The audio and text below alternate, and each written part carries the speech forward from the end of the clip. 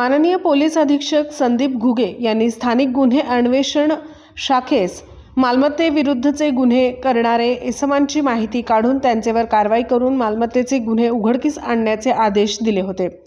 सदर आदेशाप्रमाणे पोलीस निरीक्षक संजीव कुमार झाडे स्था गु शाखा यांनी सहाय्यक पोलीस निरीक्षक सिकंदर वर्धन व स्थानिक गुन्हे अन्वेषण शाखेकडील स्टाफ यांचे एक पथक तयार करून घरफोडी चोरीचे गुन्हे करणारे संशयित इसमांची माहिती काढून त्यांच्यावर कारवाई करण्याकरिता आदेशित केले होते। त्या अनुषंगाने वरील पथक हे विटा पोलीस ठाणे गुन्हा रजिस्टर नंबर 503/2025 गुन्ह्याचा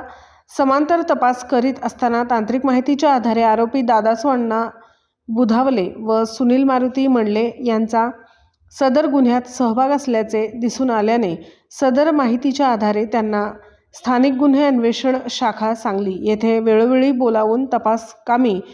त्यांना नोटिसा अदा करून त्यांच्याकडे सहाय्यक पोलीस निरीक्षक वर्धन यांनी तपास केला असता त्यांनी सदर गुन्ह्याची कबुली देऊन सदर गुन्हे करतेवेळी संतोष तानाजी जाधव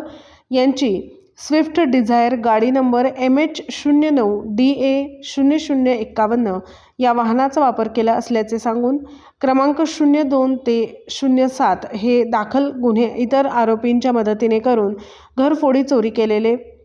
सोन्या चांदीचे दागिने त्यांचे ओळखीचा सोनार दादासाहेब शिवाजी खरात राहणार पिसेवाडी तालुका आटपाडी यांचे मार्फत तिने इतर सोनारांकडे विक्री केल्याची कबुली दिली। तसेच वरीलप्रमाणे क्रमांक 02 ते 07 येथे घरफोडी केलेले दागिने आटपाडी तालुक्यात राहणारे इतर सोनारांकडे विकून त्यांच्याकडून रोखीने पैसे घेतल्याची कबुली दिल्याने सदरची माहिती पंचनाम्यामध्ये नोंद करून सहाय्यक पोलीस निरीक्षक सिकंदर वर्धन यांनी सदरच्या आरोपींना पुढील तपासकामी विटा पोलीस ठाणेकडे वर्ग करण्यात आले असून पुढील तपास विटा पोलीस ठाणे करीत आहेत। सदर बाबत विटा व आटपाडी पोलीस ठाणेचे क्राईम अभिलेख तपासले असता वरीलप्रमाणे चोरी व घरफोडीचे गुन्हे दाखल असल्याची खात्री झाली। सदर आरोपी हे रेकॉर्डवरील गुन्हेगार असून त्याचेवर यापूर्वी गुन्हे दाखल आहेत।